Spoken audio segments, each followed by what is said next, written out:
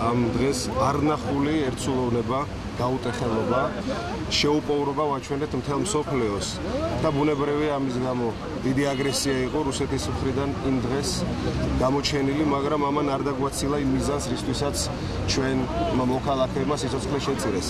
ჩვენ 2 წელიწადში ამ დღიდან აღვადგინეთ დამოუკიდებლობა, მივიღეთ დამოუკიდებლობის აღდგენის აქტი.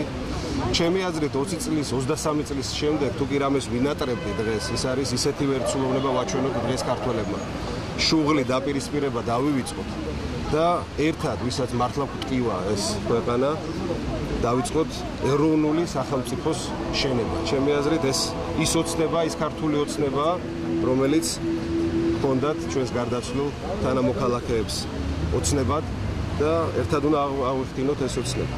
ჩვენ სწორედ ასე უყურებთ ამ თარიღს, რომ ეს არის ყველაზე მძაფრი ქართული ეროვნული სულის გამოხატვის დღე, როდესაც ყველა ვიყავით ისეთი ერთსულოვანი, როდესაც ისტორიაში არ ამგონია ბოლო პერიოდში ესე ყოფილა.